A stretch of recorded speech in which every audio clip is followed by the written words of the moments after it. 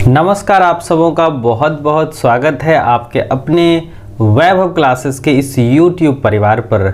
जैसा कि आप सबों को पता है कि हम लोग हर रोज़ टेस्ट सीरीज़ के अंतर्गत जो है हम लोग 10वीं कक्षा से संबंधित जो आपके प्रीवियस ईयर में जो भी आपके विज्ञान पोर्शंस में खास करके आपके जो है जीव विज्ञान से प्रश्न पत्र जो पूछे गए हैं, जो आपके बिहार बोर्ड संबंधित जो वार्षिक परीक्षा में जो आपके 2022 ईस्वी में जो पूछे गए प्रश्न पत्र थे, आज हम लोग उसका रिवीजन करेंगे। तो चलिए, आज का जो हम लोगों का पहला सवाल है कि मेंडल ने अपने आनुवंशिकी प्रयोग हेतु किस पौधे का प्रयोग किया गया था। यानी कि जो ग्रेगर जॉन मेंडल सर थे, जिसको हम लोग क्या कहते हैं, आनुवंशिकी का पिता कहते हैं, यानी फादर ऑफ जेनेटिक्स कहते हैं, उन्होंने अपने प्रयोग के लिए किस पौधे का चुनाव किया था। तो हम लोग आंसर में करेंगे मटर के पौधे का चुनाव किया था। और मटर के पौधे का वैज्ञानिक नाम क्या होता है? पाइसम सटाइवम होता है। और इसका जो वैज्ञानिक नाम होता है ना, वो क्या होता है? पाइसम सटाइवम होता है। ठीक है।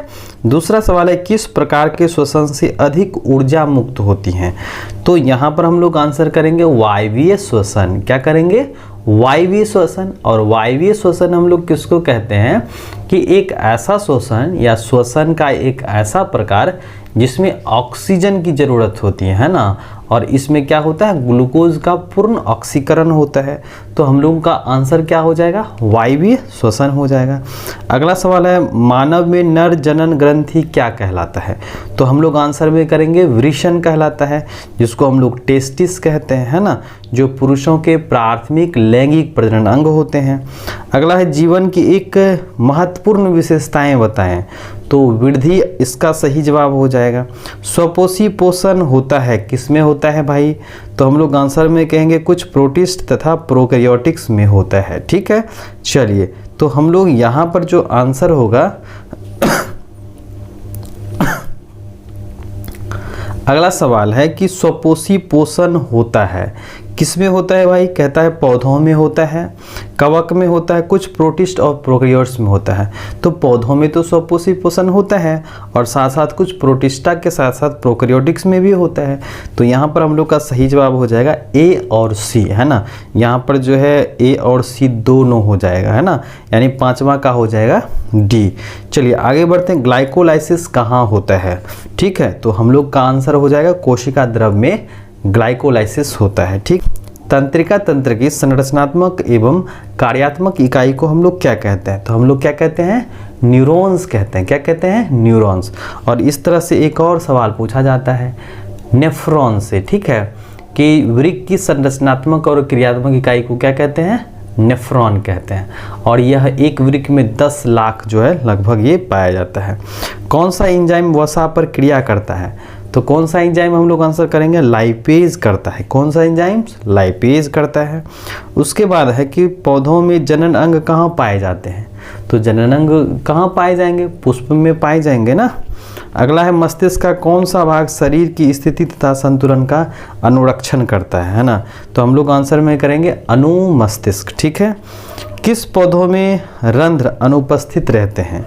तो हाइड्रिला में रहता है, यानी जलीय पौधा में रंध्र अनुपस्थित होते हैं। अगला है, BS4 का संबंध किससे है? तो हम लोग आंसर में करेंगे वायु प्रदूषण से है। ठीक है। अगला सवाल है कि रक्त में ऑक्सीजन का वाहक कौन है? तो आंसर में करेंगे हीमोग्लोबिन है। ठीक है। निम्नलिखित में से किसे बर्थ हार्मोन कहा जाता है, यानी जन्मदाता हार्मोन्स कहा जाता है? आंसर में हम लोग कहेंगे ऑक्सीटोसिन हार्मोन्स जो होता है उसे हम लोग बर्थ हार्मोन के नाम से भी जानते हैं। ठीक है। बीज विकसित होता है, किससे होता है भाई? तो बीजांड से होता है ना। ग्राहनी भाग है, किसका भाग है? छोटी आंत का भाग है। कॉर्पस लुटियम से स्रावित होता है कौन सा हार्मोन्स? तो कहेंगे प्रोजेस्टेरोन, यानी कि 17वां का हो जाएगा बी। ठीक है। उसके बाद अगला सवाल है, पारिस्थितिक तंत्र में ऊर्जा का स्रोत क्या होता है? तो आंसर में हम लोग करेंगे सूर्य का प्रकाश है ना। मानव का उद्गम स्तर कहाँ होता है, यानी कि ओरिजिन कहाँ है मनुष्य का? तो हम लोग आंसर में करेंगे अफ्रीका। क्या है? अफ्रीका से जो है मानव का उद्गम स्थल माना जाता है। अगला है, निम्नलिखित में से कौन लैंगिक जनन संचारित रोग है ना। जिसमें से हम लोग का सही जवाब हो जाएगा सुजाक और एड्स, ये दोनों है ना। तो आंसर में हम लोग करेंगे बी और सी दोनों। उसके बाद है मानव गुर्दे का आकार कैसा होता है, तो हम लोग आंसर में करेंगे सेम के बीज के आकार का होता है। अगला सवाल है कि किशोरावस्था में होने वाले शारीरिक परिवर्तन का क्या कारण है, तो हम लोगों के शरीर में कुछ बदलाव होते हैं, कुछ हार्मोन्स सिक्रीट होते हैं, जिसकी वजह से हमारे किशोरावस्था में जो बाहरी बदलाव होता है वो संभव हो पाता है। तो हम लोग का सही जवाब हो जाएगा ए और बी दोनों, क्योंकि ये दोनों हार्मोन्स हैं, है ना।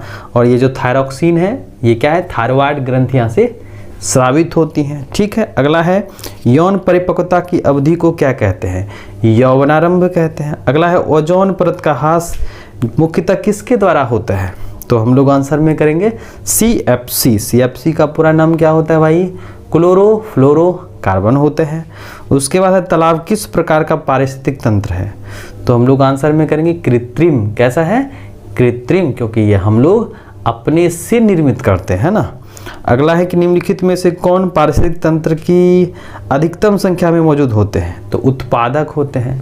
किसी भी पारिस्थितिक तंत्र में क्या होता है, उत्पादक की संख्या ज़्यादा आपको मिलती हैं। अगला सवाल है कि जीवों की उत्पत्ति के पहले पृथ्वी पर निम्नलिखित में से क्या नहीं था, तो यहाँ पर लिखेंगे हम लोग इनमें से सारे के सारे जो हैं ये इस पृथ्वी पर मौजूद नहीं थे। ठीक है, तो आगे हम लोग बढ़ते हैं। यहाँ पर जो हम लोगों का अगला सवाल है, ये सारे के सारे ना आपके जो प्रीवियस ईयर में 2022 में जो है ना सेट ए में आपका पूछा गया था, ये सारा का सारा।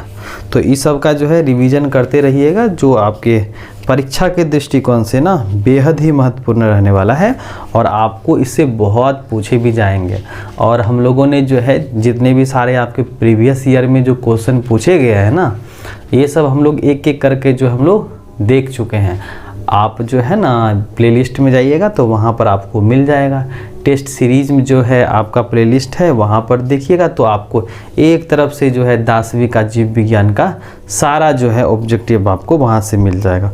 और बहुत ही जल्द जो है आपको जो आपके लघु उत्तरीय प्रश्न हैं और दीर्घ उत्तरीय प्रश्न हैं उसका भी जो है मेन जो आपके बिहार बोर्ड में पूछे जाते हैं ना, उसका हम लोग डिस्कशन कर लेंगे। ठीक है, ओजोन का आणविक सूत्र क्या होता है भाई, O3 होता है ना। उसके बाद देखिए अगला सवाल है कि जो श्वसन किस प्रकार की रासायनिक अभिक्रिया है, तो हम लोग आंसर कहेंगे ऊष्माक्षेपी है।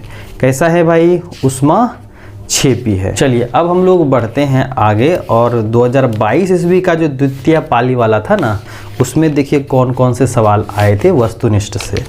तो देखिए पहला सवाल जो पूछा गया है, कहता है कि पृथ्वी पर जो है ना ऊर्जा का मुख्य स्रोत क्या है, तो सूर्य है भाई, है ना। कहता है वायुमंडल में नाइट्रोजन की मात्रा कितनी है, तो 78% है ना। निम्नलिखित में से कौन जीवाश्म ईंधन नहीं है, तो क्या हो जाएगा, प्राकृतिक गैस नहीं है।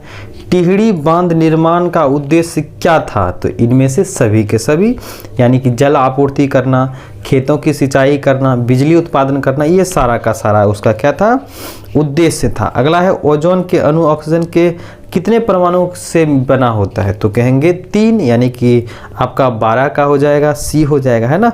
पौधों में प्रकाश संश्लेषण का स्थल क्या है, तो आंसर में हम लोग करेंगे क्लोरोप्लास्ट होता है। और प्रकाश संश्लेषी अंग क्या होता है, पत्तियां होती हैं, और प्रकाश संश्लेषी अंग क्या होता है, आपके क्लोरोप्लास्ट होते हैं ना। तो याद रखिएगा ये भी। परिशेषिका हिस्सा होता है, किसका होता है, आहार नाल का होता है, जिसको हम लोग अपेंडिक्स कहते हैं। उसके बाद एक आहार श्रृंखला में तीसरे पोषीय स्तर पर हमेशा कौन रहता है, तो हम लोग आंसर में करेंगे मांसाहारी जीव रहता है। उसके बाद निम्नलिखित में कौन से समूह में जैव निम्नीकरणीय पदार्थ होते हैं। चलिए सवाल में ही आपका सवाल है कि जैव निम्नीकरणीय पदार्थ आपको पहले समझना होगा क्या होता है, तो हम लोग कहेंगे वैसे पदार्थ होते हैं जिसका सूक्ष्म जीवों के द्वारा अपघटन संभव है ना। जो जटिल जीव है उसको सरल रूप में बदल करके मिट्टी में मिला देते हैं। अगर ऐसा है तो वो क्या कहलाते हैं, जैव निम्नीकरणीय पदार्थ कहते हैं, है ना। जिसका अस्तित्व नहीं है, अगर हम लोग नेचर में रख देते हैं तो वह पूरी तरह से मिट्टी में मिल जाता है, सरल रूप में बदल जाता है। ठीक है, तो आंसर हो जाएगा घास, पुष्प और चमड़ा। अगर ये लंबे समय तक प्रकृति में रहते हैं तो ये मौजूद नहीं रह सकते हैं। अगला सवाल है इनमें से कौन सा ईंधन है? सीएनजी है, एलपीजी है, लकड़ी है? तो ये सारा का सारा सही है ना। जीवाश्म ईंधन का उदाहरण है पेट्रोलियम या कोयला? तो आंसर में करेंगे हम लोग ए बी दोनों होता है ना।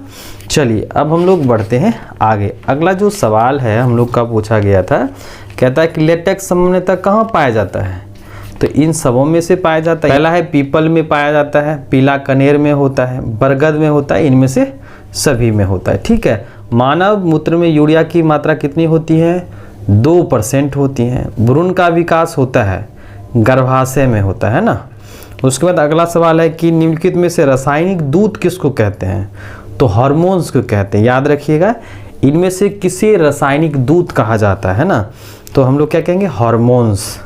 पौधों में उत्सर्जित पदार्थ निम्नलिखित में से कौन सा है? तो रेजिन, गोंद, टैनिन, ये सारे के सारे हैं, यानी कि इनमें से सभी आंसर हो जाएगा। मानव हृदय में कोष्ठों की संख्या कितनी होती है? 4 होती है। नहीं, हम लोग ये देख चुके हैं और पिछले बार बहुत बार पूछा भी गया है ना। 2 आलिंद, 2 निलय होता है, 4 चैम्बर होते हैं ना। इनमें से कौन हेट्रोक्राइन ग्रंथि है? तो हम लोग आंसर में करेंगे वृषण होता है। पौधों में गैसों का आदान प्रदान किससे होता है भाई? रंध्र से होता है। पत्तियां में मिलती हैं आपको। निम्नलिखित में से कौन पुरुष हार्मोन है? तो क्या कहेंगे? टेस्टोस्टेरोन होता है। किण्वन क्रिया पाई जाती है, कहाँ होती है? ईस्ट में होती है ना। प्रकाश संश्लेषण होता है, पहला ऑप्शन है दिन में होता है, यहाँ पर दिन लिखाया गया भैया, यहाँ पर होता है दिन। दिन होना चाहिए ना, दिन में होता है, रात में होता है, दिन और रात दोनों में होता है, इनमें से कोई नहीं। तो हम लोग का आंसर हो जाएगा दिन में होता है ना। यहाँ पर लिखा गया है दिल लिखा गया है, लेकिन होता कहाँ है? दिल में नहीं होता है बल्कि दिन में होता है। समझ गए? चलिए आगे बढ़ते हैं। एक वयस्क मनुष्य में कितने दांत होते हैं? 32 दांत होते हैं ना। मस्तिष्क उत्तरदायी होता है किसके लिए भाई?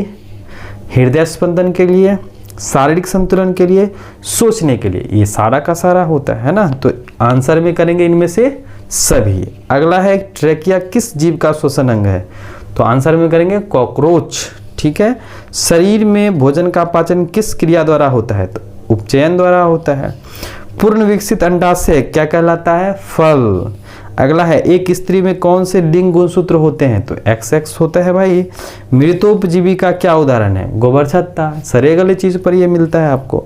गाढ़ कोशिका की कौन सी भित्ति मोटी होती हैं? तो भीतरी होती हैं। याद रखिएगा कैसा होता है? भीतरी, जो आपके स्टोमेटल पोर यानी स्टोमाटा के छिद्र के सतह पर होता है।